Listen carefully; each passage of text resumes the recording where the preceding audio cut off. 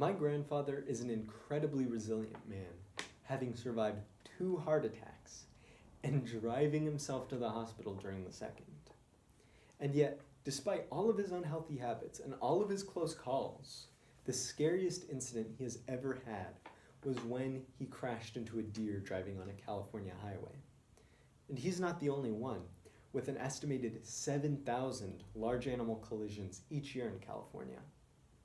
Each one of those 7,000 is an possible life-changing crisis for a family and an almost guaranteed loss for our animal populations.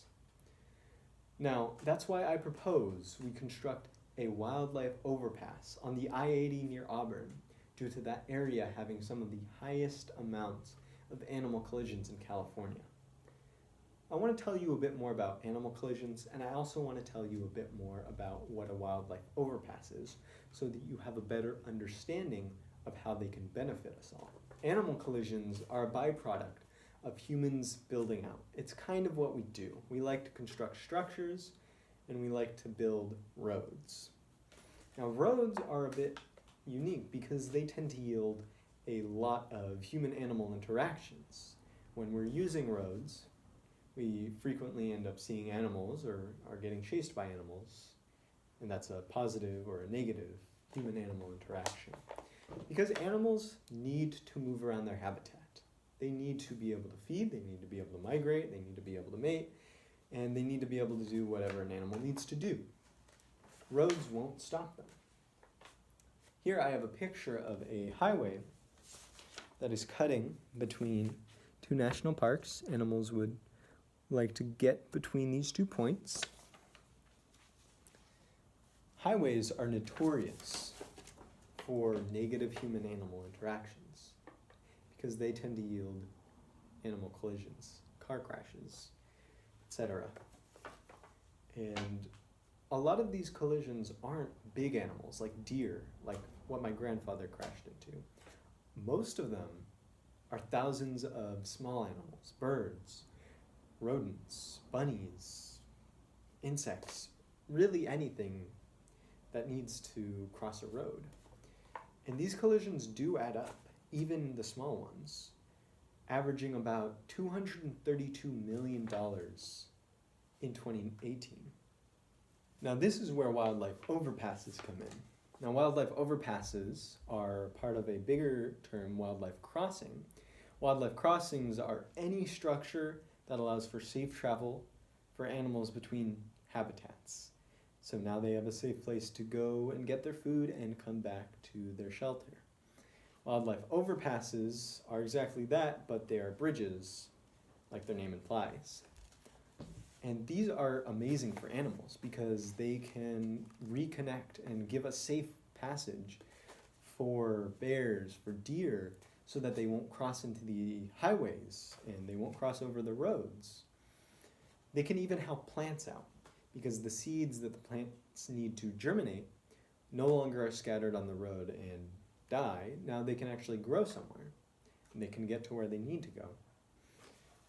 These wildlife crossings are amazing for habitats, both here or Canada or Australia, because they allow for any biome to be connected again. And animals really like safe passages.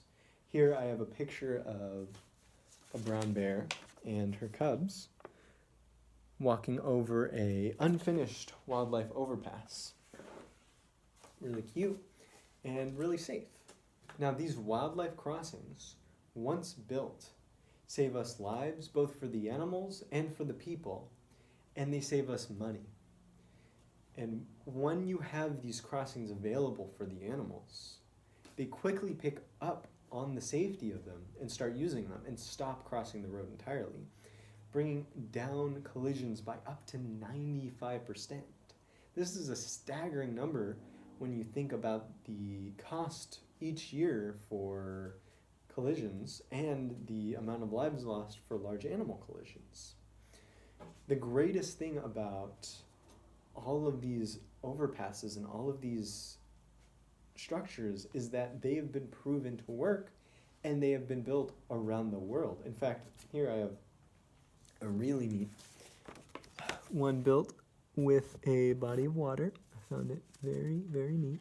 Of course, they can be built depending on the habitats or the biomes they're built in. So they've been built in Australia, they've been built all around Europe, they've been built anywhere you can build these where there are roads.